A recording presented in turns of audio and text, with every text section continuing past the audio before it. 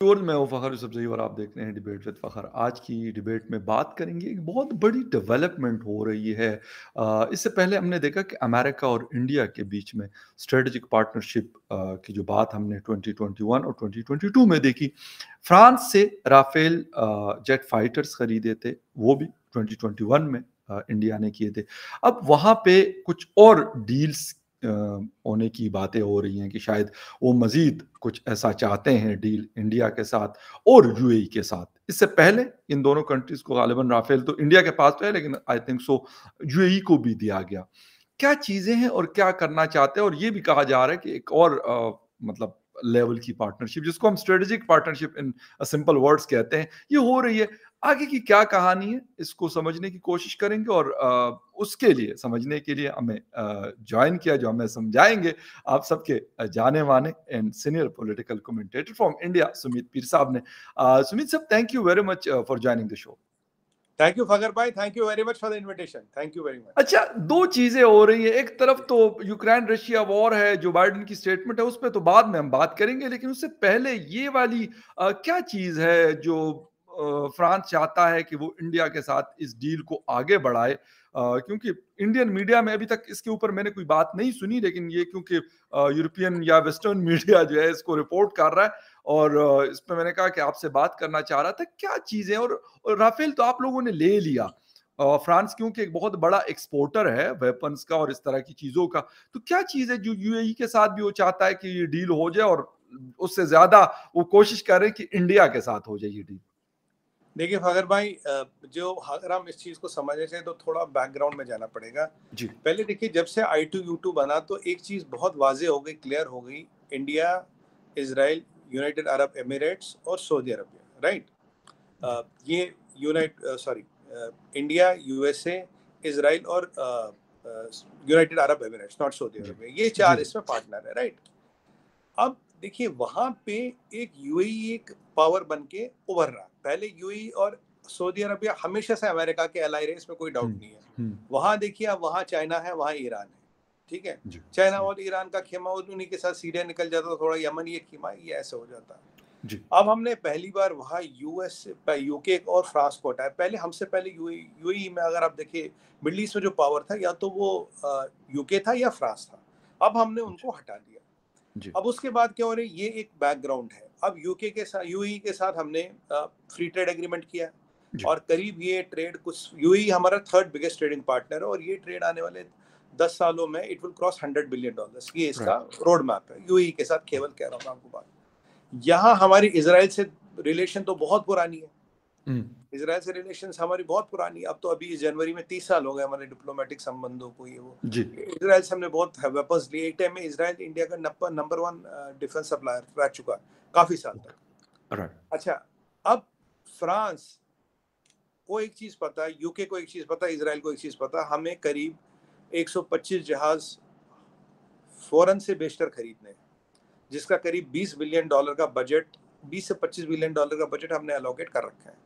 अब ट्रायल्स हो रही है। आपने देखा होगा पीछे पे ट्रायल्स हुई थी, राफेल ने भी की, अमेरिकन भी आ रहे हैं, ये भी आ रहे हैं। अब यहाँ क्या हो रहा है कि देखिए, अमेरिका पार्टनर तो है ही है, अब बचा था यहाँ पे इसराइल बचा है। इसराइल इस पार्टनरशिप का एडवांटेज लेना चाहता है। 30 साल का ओके, रिलेशन है। हुँ, यूएई के पास टेक्नोलॉजी नहीं है, पर यूएई ने, आपने आपको पीछे याद होगा, फूड पार्क्स में इन्वेस्ट किया था, सोलर पार्क्स में इन्वेस्ट किया था, जी, उन्होंने कश्मीर में इन्वेस्ट किया था। यूएई एक अपॉर्चुनिटी देख रहा है इन्वेस्टमेंट की।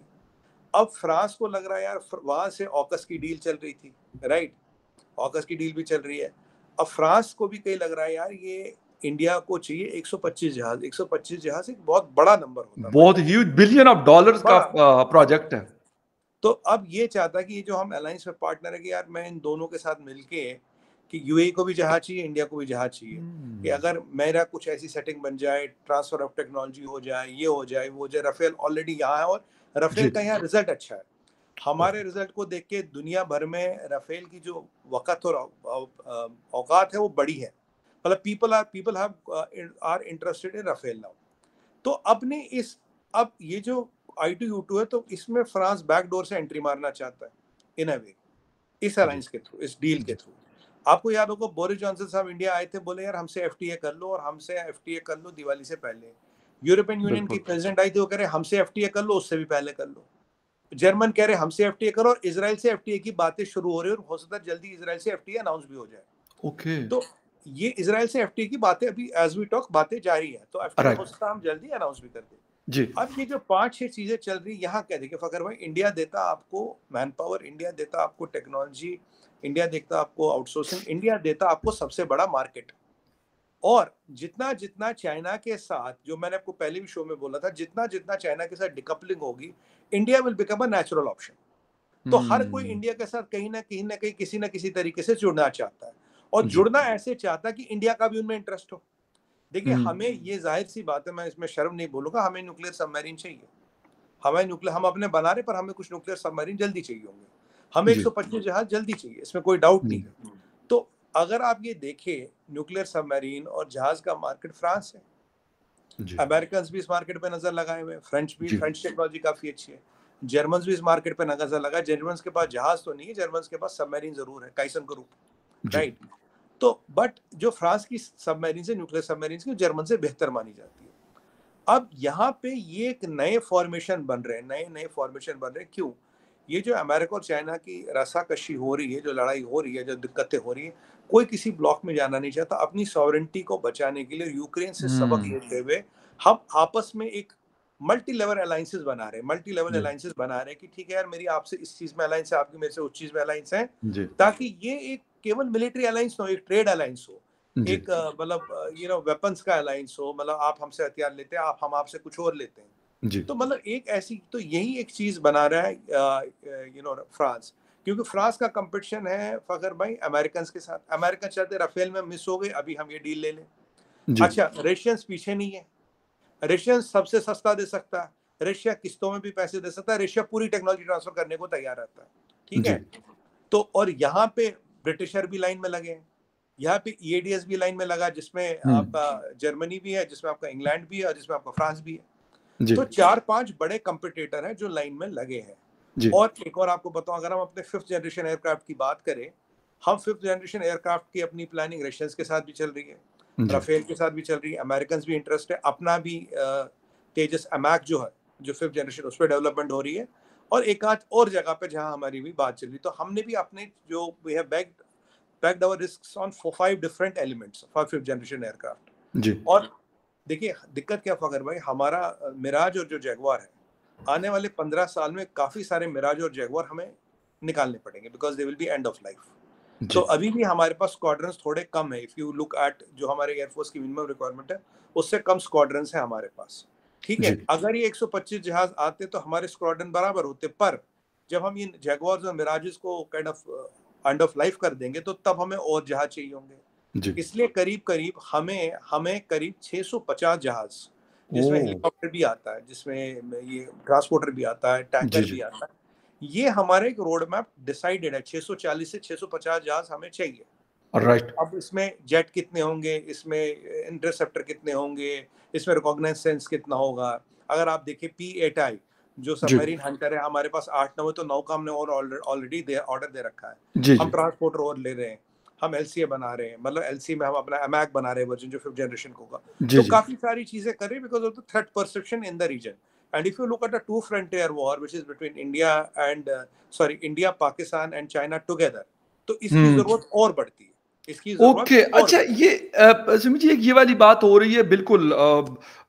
मैं एक आर्टिकल पढ़ रहा था, उसमें भी यही लिखा हुआ था कि चाइना के साथ जो क्लैशेस हैं, वो तो अमेरिका और चाइना के बीच में है, लेकिन यकीनन ये वाला रीजन, उसमें ऑस्ट्रेलिया भी आता है, उसमें जापान भी आता है, उसमें हिंदुस्तान भी आता है। तो ये सारी चीज़ें मौजूद हैं। और ये ट्राइलेटरल एक सीरीज है, तो आपको सीरीज, बल्कि सॉरी सीरीज नहीं है, क्योंकि वो क्रिकेट मेरे माइंड में चल रहा था, एक एक डील है ट्राइलेटरल, है। क्योंकि फ्रांस, यूएई और इंडिया इसमें इन्वॉल्व होंगे। एक बहुत बड़ी डील है, $1 बिलियन की है। सर, क्या समझ रहे हैं कि चाइना के लिए कितना बड़ा थ्रेट हो सकता है? क्योंकि राफेल के हवाले से मैंने एक पाकिस्तानी से बात मेरी हो रही थी, जो जेट फाइटर्स को समझता है, वो कहते हैं कि जी, हमने तो C-10 ले लिए, लेकिन C-10 और राफेल के बीच में कोई कंपैरिजन नहीं हो सकता, बहुत ज्यादा डिफरेंस है दोनों में। तो क्या कह रहे हैं कि जो नई डील अगर होती है, तो इससे क्या हो सकता है फिर मजीद जिसे कहते हैं कि चीजें डिसबैलेंस नहीं हो सकती, इन द सेंस कि अगर चाइना उस तरीके से टेक्नोलॉजीज नहीं रखता या चाइनीज टेक्नोलॉजीज की रिलायबिलिटीज उस तरह नहीं है जिस तरह फ्रांस की है या यूएस की है या फिर इसराइल की टेक्नोलॉजीज भी अच्छी हैं। जी, देखिए, अब फ़खर भाई दो दो दो तरफ से इसको देखना पड़ेगा। पहले हम फ्री ट्रेड एग्रीमेंट्स करें, यूएई के साथ तो हमने कर लिए, इज़राइल के साथ बातें हो रही है, यूके के साथ भी हम जी गुफ्तगू में, पर यूके के साथ हमारी थोड़ी बहुत 19-20 के कुछ इधर-उधर के पुराने ज़ख्म, पुराने किस्से कहीं न कहीं निकल आते हैं। जी जी देखिए, जर्मनी के साथ भी बात चल रही है हमारी, तो जी यूरोपियन यूनियन के साथ हमारा एफटीए होगा, इट्स अ मैटर ऑफ जी टाइम, क्योंकि यूरोपियन यूनियन के साथ मुझे कोई दिक्कत नहीं दिख रही है। क्योंकि यूके में चेंज ऑफ रिजीम हुआ है, वो थोड़ा आप जानते हैं, वहाँ थोड़ा रेशियल बायस भी है, सब कुछ है, तो वो सारी दिक्कतें हम्म थोड़ी बहुत चलती रहती है। जी बट इज़राइल के साथ हमारा एग्रीमेंट मान लीजिए होगा, यूरोपियन यूनियन के साथ ऑलमोस्ट डन है, जर्मनी के साथ it is work in progress, जी यूए के साथ भी वर्क इन प्रोग्रेस है, और ये यूएई के साथ तो हो ही गया। तो पहले हम ओके अपना जो ट्रेड है, अपनी इकोनॉमी इसको स्ट्रॉन्ग करें। इकोनॉमी स्ट्रॉन्ग को प्रोटेक्ट करने के लिए स्ट्रॉन्ग मिलिट्री चाहिए आपको। इकोनॉमी आपकी जी तब तक स्ट्रॉन्ग रहेगी जब आपकी स्ट्रॉन्ग मिलिट्री चाहिए। बिल्कुल मिलिट्री को चाहिए इक्विपमेंट, और जी इक्विपमेंट में आपको चाहिए रेजिलियंस। रेजिलियंस यानी कि आपका कोई एक ऐसी, ये नहीं कि आपको पूरा ही रशियन है, या जी पूरा ही अमेरिकन है, या पूरा ही जर्मन है, या पूरा ही इटालियन, ऐसा नहीं, आपको चाहिए वेरिएटी। देखिए, जी अभी WDMA जो है, जो सबसे उम्दा रेटिंग देता है, मोस्ट ऑथेंटिक रेटिंग देता है जी एयर पावर की, उसने इंडियन एयरफोर्स को even at present level has rated about then Chinese air force, जबकि चाइना के पास हमसे काफी ज्यादा जहाज है। बट जो चाइना में जरा J8 J10 J12 जो बड़ा है, J10 J12, तो वो इतना रिलायबल नहीं है। तो मिग जी मिग 21 की जो पूरा वो पायरेटेड कॉपीज है, मान लीजिए, या अब 21 तो खुद ही खत्म हो रहा है। जी आपने बिल्कुल सही फरमाया, जो लास्ट टाइम भी आपके डिबेट में मैं कहा कि देखिए, जो हम कंपैरिजन करना चाहते हैं राफेल के साथ चाइनीज वाले का, J10 का, कौन सा आपने बताया, जेट-एन-सी का जो पाकिस्तान ने मैंने लिया हाँ, है चाइना से। J10 से। हाँ, मैंने कहा उसका कंपैरिजन है नहीं, वो आपके एक्सपर्ट्स ने भी बोल दिया। मैंने कहा क्योंकि मैंने इसके बारे में कोई कंपैरिजन नहीं, जी जी they are not real competitors. तो कंपिटिटर, अगर आप आज थंडर का कंपैरिजन एलसीए से करें, कंपैरिजन है, बट इसका राफेल से कंपटीशन नहीं है। और अब जो राफेल आ रहा है, ये कोहेरेंट से एडवांस आ रहा है। देखिए, अब सुखोई के जो 5th जनरेशन है, जी उसमें भी है। तो यहाँ पे जो हम अपना टेक्नोलॉजी देखिए, क्वालिटी और क्वांटिटी दोनों इंपॉर्टेंट होती है जंग में। अगर आपका ज्योग्राफिकल एरिया बड़ा है तो क्वांटिटी भी जरूरत है, क्वालिटी से खाली काम नहीं चलेगा। बिल्कुल हमारा एरिया बड़ा है, देखिए हम ऊपर सियाचिन में और नीचे यहाँ कन्याकुमारी, राइट, यहाँ रान ऑफ कच्छ और यहाँ थिम्पू के ऊपर है। तो मतलब हम्म एरिया काफी बड़ा है, और इसमें टेरेन अलग अलग है, इसमें वेदर कंडीशंस अलग है, इसमें हर चीज अलग है। जी इसलिए हमने जो एलसीएच भी बनाया, वो ऐसा बनाया जिन चारों जगहों पे वो काम कर सकता है, मतलब just as a passing reference. जी तो हम क्या कर रहे हैं कि हम अपना आर्सेनल कहीं एक चीज ऐसा नहीं रख रहे कि एक चीज पे वो डिपेंडेंट हो, किसी एक राइट फोर्स पे डिपेंडेंट हो। और मैंने आपको बताया, डायरेक्ट बता रहा हूँ, हमें करीब 600 जहाज, 40 जहाज लेने हैं। अब उसमें कुछ ट्रांसपोर्टर होंगे, कुछ ट्रेनर होंगे, कुछ इंटरसेप्टर होंगे, कुछ अटैक वाले राइट होंगे, ये सब होगा, बट 640 का रोड मैप है। और हाल फिलहाल हमें 125 तो चाहिए। अब हर कोई इस चीज पे नजर गड़ाए हुए है। और अगर एक बहुत अगर बड़ी आपके साथ, मार्केट है 640, मतलब जेट फाइटर एक बहुत बड़ा नंबर है। हाँ, ये हमारा ऑलरेडी मतलब एक रोड मैप में हमें इसमें सारे बिल्कुल कुछ इंटरसेप्टर होंगे, कुछ ट्रांसपोर्टर होंगे, बट बिल्कुल 640 जहाज बिल्कुल मोटा मोटा हमें चाहिए। और अब गालिबन देखिए आप लोगों अगर, का अभी एयरफोर्स डे भी मनाया जा हाँ रहा था। हाँ जी बिल्कुल जी जी जी। जी। तो तो अच्छा फकर भाई, एक अब जी जी अब इसमें क्या है, देखिए अगर आपका किसी के साथ एफटीए होता है, हम्म तो उसको स्लाइट प्रेफरेंस मिल जाती है, उसके हम्म लिए थोड़ा बहुत एडवांटेजेस हो जाता है आपके साथ डील करना, राइट। तो ओके एफटीए के लिए इसलिए लोग कह रहे हैं एफटीए कर लो। और हमें, मैंने आपको ये भी बताया, हमें न्यूक्लियर सबमरीन्स भी चाहिए होंगी जल्दी। ऐसा नहीं, मैं ओके न्यूक्लियर सबमरीन्स नहीं, न्यूक्लियर सबमरीन्स भी राइट चाहिए राइट हमें। कुछ हम बहुत अपनी बना रहे हैं, but looking at the threat perception, हमें न्यूक्लियर सबमरीन्स भी चाहिए होंगी। तो ये सब काम हम्म। चल रहा है। तो अच्छा ये काफी एक बड़ा मतलब मसला है, और काफी इसमें पेच लगे, क्योंकि देखिए, $20 बिलियन का, $25 बिलियन का बजट अलोकेटेड है 125 जहाज के लिए, उसमें कोई हम्म शक व शुबा नहीं है। लेकिन सुमित जी एक चीज और नजर आती है क्योंकि जहां पे इंटरेस्ट की बात आती है तो फ्रांस को चाहिए होता है कि मेरे पास भी बहुत कुछ है इंडिया को देने के लिए। अमेरिका के पास भी है, रशिया के पास भी है और गालिबन ऑस्ट्रेलिया और फ्रांस के बीच में गालिबन सबमरीन की डील थी जिस पे बड़ा एक जी मसला बना था। If I am not wrong, अगर मैं जी गलत हूं तो आप मुझे करेक्ट कर सकते हैं। तो ये चीज भी तो हो सकती है कि उससे अमेरिका को भी तो, क्योंकि इतनी बड़ी मार्केट कौन हाथ से जाने देगा। यूएई और इंडिया, यूएई के पास ठीक है छोटा कंट्री है लेकिन पैसा बहुत है। इंडिया बड़ा कंट्री है, उनके पास भी काफी सारा पैसा और अपने डिफेंस के ऊपर काफी ह्यूज अमाउंट जो है हर साल वो लगाते हैं। तो ये तो नहीं होगा कि कल को फ्रांस और अमेरिका आपस में इस वजह से उलझे, या कोई और कंट्री यूरोपियन, कि भाई ये मार्केट हम वो लेना चाहते, क्योंकि लाजमी सी बात है, हर कोई अपना माल बेचना चाहता तो है। देखिए फखर भाई, अगर आप आज आज आप एयरक्राफ्ट इंडस्ट्री की बात करें, जी अगर हम 640 जहाजों का, इसीलिए मैंने आपको बड़ा पिक्चर दिखाया, बिल्कुल 640 बिल्कुल जहाज। अब बिल्कुल। देखिए, कोई कोई जहाज डिप्लॉय होगा असम में, वहाँ एक अलग कंडीशन है, वहाँ एक अलग तरह का हम्म, थ्रेट है। कोई होगा आपके JNK में, जी कोई जी, होगा गुजरात में, कोई होगा नीचे, राइट। और ओके हमारे जो समुद्री बॉर्डर है उसमें भी थ्रेट परसेप्शन बढ़ गया, थ्रेट ओके परसेप्शन घटा नहीं है। ओके। तो इसीलिए हर तरह का, हर ब्रांड का जहाज according to the need will need. जैसे अभी हमने राफेल्स को सिर्फ लद्दाख में और श्रीनगर में डिप्लॉय किया एज ऑन डेट, राइट। हम्म तो अब जहां नेक्स्ट डिप्लॉयमेंट होगी, वहां कंडीशंस क्या, वहां थ्रेट परसेप्शन क्या, तो इसलिए जो हम्म। भी एक एडवांस टेक्नोलॉजी होगी 640 जहाज में, और हर एक का नंबर आएगा। और दूसरी बात बताओ फखर भाई, 640 यानी जहाज लेना अमेरिका से किसी भी एक, लिए जाएंगे और बाकी हाँ दुनिया से भी लिए जा सकते बिल्कुल हैं, ऐसा मसला नहीं है। बिल्कुल, ऐसा नहीं। 640 जी जहाज जी आप किसी एक मैन्युफैक्चरर से ले ही नहीं सकते। और दूसरी बात, 640 जहाज आपको कोई दे ही नहीं सकता।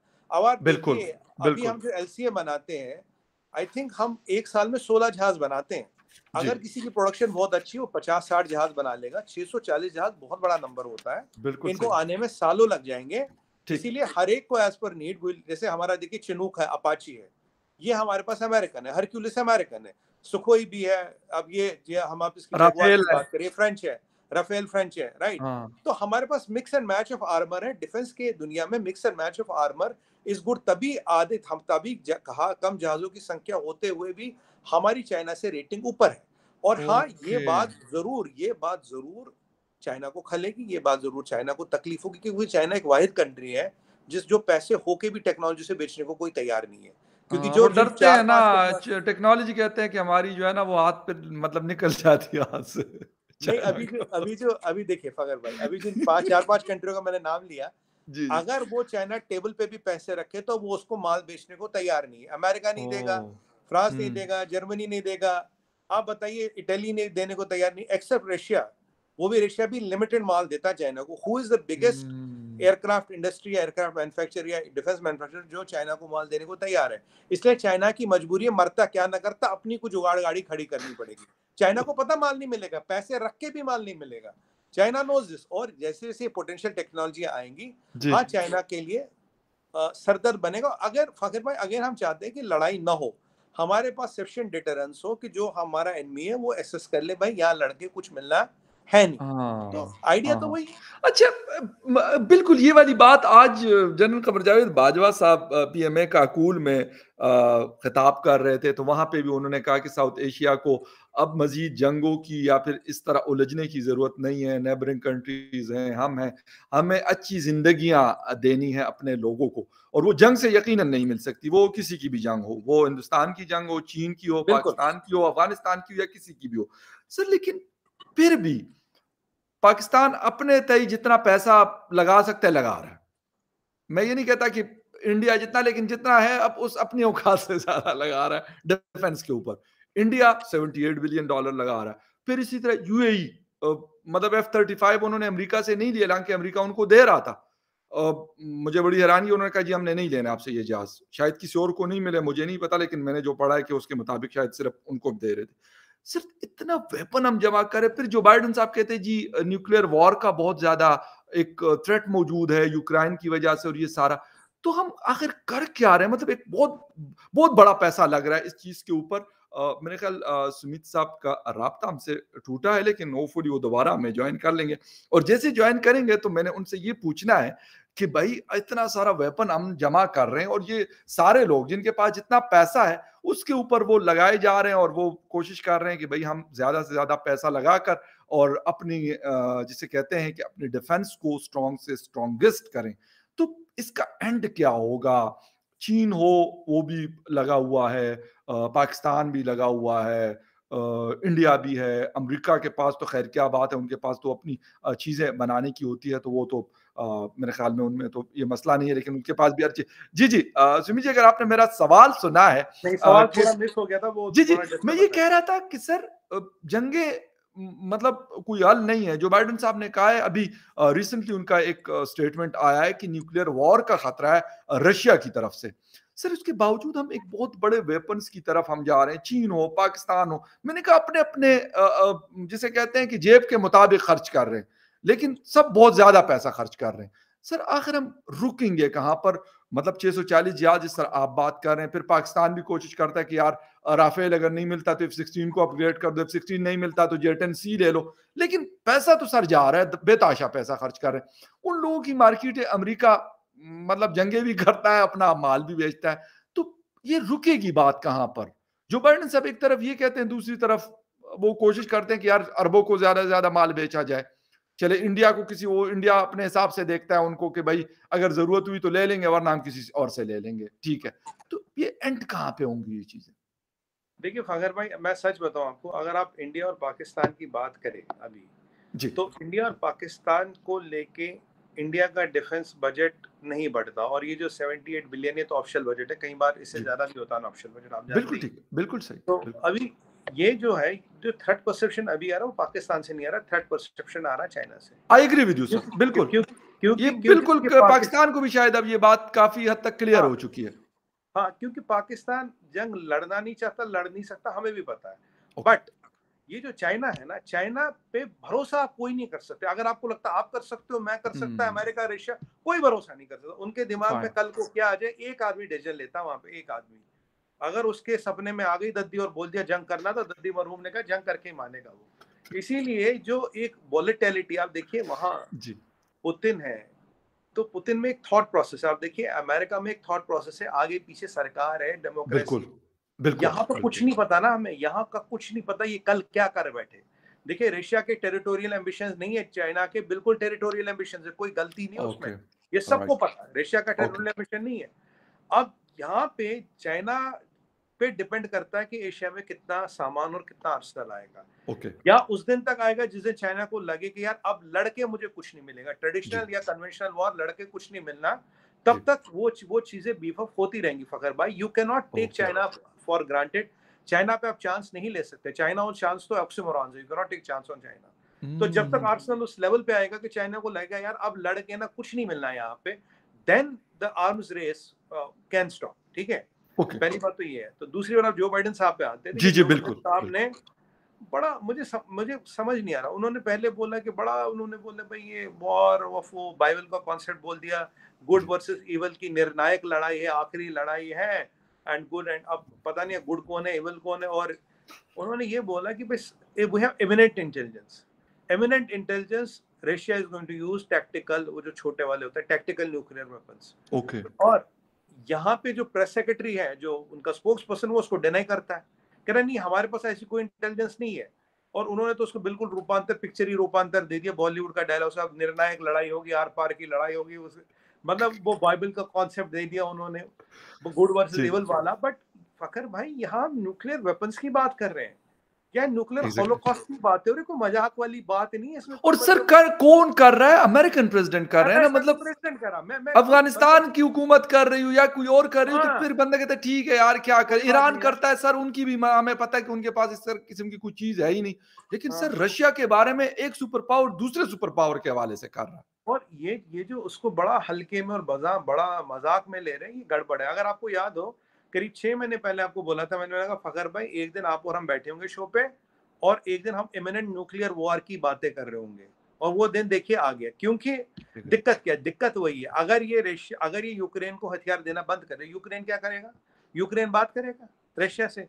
15-20% यूक्रेन, देखिए क्रीमिया पहले ले लिया रशिया ने, अब 20% टेरिटरी पे अब भी कब्जा करके बैठा जी, है, 25% तो खा चुका है यूक्रेन को। बिल्कुल। अगर यहाँ पे भी बात रुक जाए, कुछ खो जाए, आगे पीछे टेरिटरी वापस हो, जो भी हो, पर उसके लिए जरूरी क्या था? उसके लिए जरूरी था वेस्ट वहां हथियार देना बंद करे। यूके रिसेशन में आ गया फखर भाई, यूके सर तो रिसेशन अभी में आ तो गया। रिसेंटली 650 मिलियन डॉलर, गालिबन मैं कोई पढ़ रहा था कल परसों की, 650 मिलियन डॉलर्स के और दे दिए अमेरिका ने वही मैं आपको वेपन्स। कह रहा हूँ, लास्ट टाइम हमने जी, बात की थी 1 बिलियन का दिया। जी, जर्मन वहां गन बेच रहे, वो वहां गन, हाँ, सब सब अपना असला बेच रहे। ठीक, असला बेच के उन्होंने थोड़ा रशिया का सेटबैक तो हुआ, इसमें कोई डाउट है नहीं। जी, अब रशिया कहता है यार अगर मेरे को अपनी टेरिटरी प्रोटेक्ट कर, मैं कुछ भी कर लूंगा। और यहाँ अमेरिकन प्रेसिडेंट उसका मजाक बना रहे। अब ज़ेलेंस्की ये कह रहा है कि आपने कल एक और मजाक देखा, ज़ेलेंस्की को का नॉमिनेशन चल रहा था ऊपर for Nobel prize of peace. मैं अगर ज़ेलेंस्की को दिया तो बशार को भी दे दो एक, फिर सद्दाम हुसैन को भी एक दे देना था, फिर तो माओ को भी एक दे देना था, हिटलर को, वैसे बाय द वे हिटलर का नाम नॉमिनेट हुआ था फॉर नोबेल पीस प्राइज। तो मैंने कहा ओके। यार, मैं कहा फिर इन सबको भी दे रहे थे कि इनको क्या इनमें ऐसी क्या बुराई थी, फिर मैसोलोनी को भी एक दे दो। देखिए यहाँ पे क्या हो रहा है कि ये जो अमेरिका इसको बहुत हल्के में ले रहा है, क्योंकि अमेरिका की मेंटेलिटी समझिए फगर भाई, रशिया और यूक्रेन साथ साथ लगे हैं। जी। यूक्रेन में बहुत सारे रिएक्टर है, करीब 19 न्यूक्लियर रिएक्टर है। ओके। अगर वहां पे कुछ एटॉमिक, भगवान न करे कुछ हो, उसका बिल्कुल। इम्पैक्ट रशिया पे भी आएगा। वहाँ न्यूक्लियर रिएक्टर भी है। तो अगर इस रशिया यूक्रेन की लड़ाई में तुम मरो या तुम मरो, तुम 50 मरो तुम 80 मरो, दोनों का नुकसान है। तो अमेरिका तो खुश है, कहता भाई बल्ले बल्ले, एक लेकिन बंदा सर लगा नहीं, कुछ लगा नहीं। सुनील बट साहब, उससे यूरोप भी तो महफूज नहीं रह सकता। गालिबन हम बिल्कुल, एशिया में बैठे हुए हम महफूज नहीं रह सकते उस चीज से। बिल्कुल सर। देखिए अभी अगर आप देखें, ये मेरे को अमेरिकन फॉरेन पॉलिसी समझ नहीं आती। अमेरिका का सबसे बड़ा थ्रेट है चाइना। और बिल्कुल। पीछे डोनाल्ड ट्रम्प ने एक चीज कही थी, बोला था यार अगर ये रशिया से हमारी कटती है, इमेजिन करो ये रशिया से हमारी कटे ना, मतलब एक बने भी नहीं कटे भी नहीं, मतलब वो अपनी जगह हम बिल्कुल। अपनी जगह। बिल्कुल। तो हम कहाँ किस लेवल की तरक्की दुनिया में जा सकते हैं, कहाँ कर सकते हैं। दुनिया का हाँ। थ्रेट चाइना है, दुनिया का थ्रेट रशिया नहीं है। जी। यहाँ फोर्स लगना चाहिए, दिमाग लगना चाहिए चाइना पे, लग रहा है रशिया पे। अब ये पॉलिसी मेकर्स कौन है, जो बाइडेन को कौन मैनिपुलेट कर रहा है। बाय द वे हमारी बहन जी कमला हैरिस कहीं दिखती नहीं, इतनी बड़ी घटनाक्रम हो रहा है, बहन जी का कुछ नहीं पता, दिख ही नहीं रही, कोई स्टेटमेंट ही नहीं उनका, मतलब ऐसे हो गया ना, मतलब बिल्कुल गायब, सीन से गायब। हम्म। यूजुअली ऐसी चीजों में वाइस प्रेसिडेंट बड़ा एक्टिव होता है, ये बड़ा एक्टिव होता है। अच्छा, एग्जैक्ट। जनरल लॉयड ऑस्टिन का कोई स्टेटमेंट नहीं है, एंथनी हाँ। ब्लिंकन का कोई बिल्कुल। स्टेटमेंट नहीं, ये तीन बिल्कुल। चार लोग इंपॉर्टेंट होते हैं यूएस में, स्टेटमेंट ही नहीं आ रहा इनका कोई। मतलब ये तो ऐसा लग रहा है कि बच्चों का खेल हो रहा, कोई नहीं मोदी, वो देख लेंगे उसी दिन लड़ लेंगे जी, फिर आर पार की लड़ाई हो जाएगी। अरे भाई साहब, हम बात करें न्यूक्लियर वेपन्स की, और आप पुतिन को हल्के में ले, वो कर भी सकता है, वो कर भी सकता है। अभी सर अभी बिल्कुल कर सकता है, क्योंकि यूक्रेन के हवाले से दुनिया कह रही थी कि वो अटैक नहीं करेगा। कर उसने लिया। कहा, जब उसने डिसाइड किया हुआ था तो कर गया वो। उसने और ये नहीं, अभी अच्छा उसने, लोग कह रहे थे जी इन पे पाबंदियां नहीं लग गई, सब सैंक्शन वैंक्शन लग के उसके बावजूद वो लगा हुआ है। वो कहता है नहीं जी, मैं तो नहीं पीछे हट रहा। अब मैं देखिए फखर भाई, मैंने आपको बोला था कि पुतिन का आइडिया होगा कि जितना यूक्रेन का पार्ट ले उतना अच्छा, अगर पूरा यूक्रेन ले तो नथिंग लाइक दैट। उसका मंसूबा तो हम्म। कामयाब हो गया ना। 25% अच्छा। यूक्रेन पे उसने कब्जा तो कर एग्जैक्ट। ही लिया, 25 क्रीमिया को मिला के बिल्कुल। 25% एरिया तो खा गया वो। अब मुझे बताइए, अब और यूक्रेन का क्या हो गया, यूक्रेन और सीरिया में आज कितना फर्क है, ज्यादा फर्क नहीं हाँ। होगा। एग्जैक्ट। ये ज़ेलेंस्की ने यूक्रेन को सीरिया तो बना के छोड़ दिया। अरे एक राइट। बार बताओ यार, तुम्हें कोई तोप भेज रहा, बंदूक भेज रहा, या तो तुम रशियनों को मारोगे या रशियन तुम्हें मारेंगे। जिसने तोप बंदूक भेजी उसके घर तो कुछ नहीं हो रहा। हाँ, वो तो बट सकून अब मार रहे हैं। वो तो सुकून में, बट अब गेम बदलेगा अगर न्यूक्लियर वाली परिस्थिति हुई। यूरोप ऑलरेडी रिसेशन में है, सर्दियां आने वाली, 10 गुना एनर्जी हाँ बिल्कुल। प्राइसेस बढ़ रहे हैं यूरोप में। Exactly, you are right. अगर उसमें ये न्यूक्लियर वाला मसला होता है, तो यहाँ क्या होगा। यहाँ आपने देखो ओपेक नोपेक का मसला चल रहा है, आपको joint dot OPEC dot plus वाला। ओपेक जी। नोपेक का मसला चल रहा है यहाँ पे। जी। दूसरी देखिए, अभी अभी अमेरिका नोपेक ओपेक की बात कर रहा है। देखिए वहां हम्म। मसला क्या है।